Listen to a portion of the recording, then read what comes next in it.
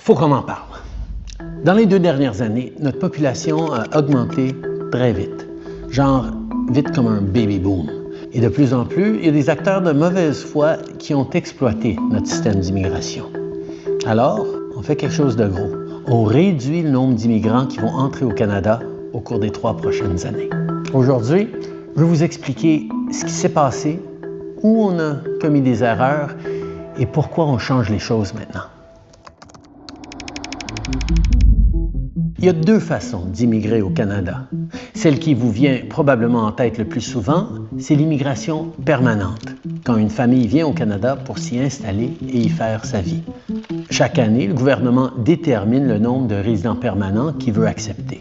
Sauf qu'un plan comme ça, qui couvre seulement l'immigration permanente, ça ne tient pas compte de l'autre façon d'immigrer, l'immigration temporaire. Les résidents temporaires sont des gens qui viennent au Canada pour une durée limitée, comme les étudiants internationaux, les travailleurs temporaires et autres. Ils viennent pour un travail spécifique ou pour étudier. Quand le travail est terminé ou quand ils ont fini leurs études, la plupart retournent chez eux. Certains demandent à rester, mais la plupart retournent chez eux. Les résidents temporaires sont également différents des demandeurs d'asile. Nous évaluons leurs demandes et les acceptons s'il s'agit de véritables réfugiés, mais nous les renvoyons dans leur pays s'ils ne le sont pas. Et nous avons créé de l'espace pour les réfugiés dans notre plan d'immigration. Mais là aussi, on a vu des gens essayer d'abuser le système et on s'y est attaqué en fermant le chemin Roxham. Mais maintenant, revenons à notre plan pour l'immigration. À travers l'histoire, on laissait les besoins de l'économie déterminer le nombre de résidents temporaires qu'on acceptait à chaque année. Ça représente une petite partie de notre population, alors habituellement, on n'en tient pas compte dans notre plan d'immigration annuel à long terme. Mais après la pandémie, notre économie a rebondi très rapidement, alors on a eu besoin de beaucoup de travailleurs très vite. La proportion de travailleurs étrangers temporaires dans notre main-d'œuvre est devenue tellement importante que ce serait une erreur de ne pas en tenir compte dans notre planification. Alors, cette année, c'est ce que nous avons fait pour la première fois.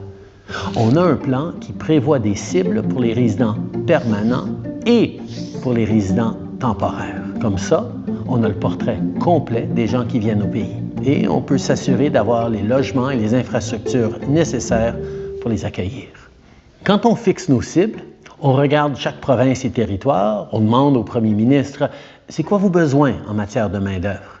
Est-ce que votre population augmente ou vieillit? » On reçoit des appels d'entreprises, de PDG, d'experts de l'économie qui nous donnent leur point de vue sur où on devrait mettre nos cibles. On a fait une entente avec Ottawa sur le programme des travailleurs étrangers temporaires parce qu'on a facilité l'accès aux travailleurs étrangers temporaires dans le secteur manufacturier. Chaque secteur veut des choses différentes, mais après la pandémie, ils avaient tous le même message. Après 2 ans avec les frontières fermées, il nous faut plus de travailleurs vite. Alors on a fait venir plus de travailleurs. Et ça a été le bon choix. Notre économie a connu une croissance. Les restaurants et les magasins ont rouvert leurs portes. Les entreprises ont passé au travers et surtout, malgré les prédictions de beaucoup d'économistes, on a évité le pire des scénarios, une récession.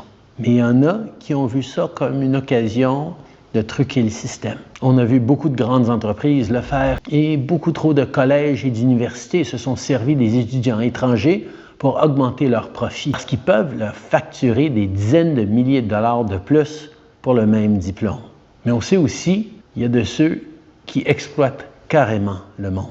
Ils recrutent des travailleurs ou des étudiants temporaires, ils leur promettent des emplois, des diplômes et des voies faciles vers la citoyenneté, des promesses qui se réalisent jamais. Avec le recul, quand notre gros rebond économique d'après-pandémie s'est terminé et que les entreprises n'avaient plus besoin de la main-d'œuvre supplémentaire, comme équipe fédérale, on aurait pu agir plus vite. Mais c'est ce qu'on fait aujourd'hui. L'immigration relève surtout du fédéral. Bon, sauf au Québec, mais ça, je vais en parler plus tard. Ailleurs, on a tous les outils pour garder la situation sous contrôle. Et on le fait. Voici le nouveau plan du Canada sur les seuils d'immigration. On va réduire le nombre de nouveaux immigrants qui entrent au Canada, les temporaires et les permanents. On veut des résidents permanents qui ont les compétences dont on a besoin. Des travailleurs de la santé pour nos hôpitaux et des travailleurs de la construction qui vont nous aider à bâtir plus de logements. Et les résidents temporaires qui habitent déjà au Canada, il y en a qui vont déposer leur candidature pour devenir résidents permanents, mais c'est planifié dans nos estimations. D'autres quitteront le Canada quand leur résidence temporaire sera finie et ça va réduire notre population. Certains pourraient faire une demande d'asile quand leur visa sera expiré, en essayant d'utiliser ce système comme un raccourci pour rester au Canada. Eh bien, ces demandes seront analysées et traitées, et si elles sont rejetées, ces gens-là seront renvoyés chez eux. Alors, si on calcule le nombre de personnes qui arrivent et qui partent, la croissance démographique sera en pause pendant les 2 prochaines années. Après ça, à partir de 2027, ça va s'équilibrer et recommencer à augmenter tranquillement à un rythme soutenable. En fait, ça nous ramène à la trajectoire qu'on suivait avant la pandémie.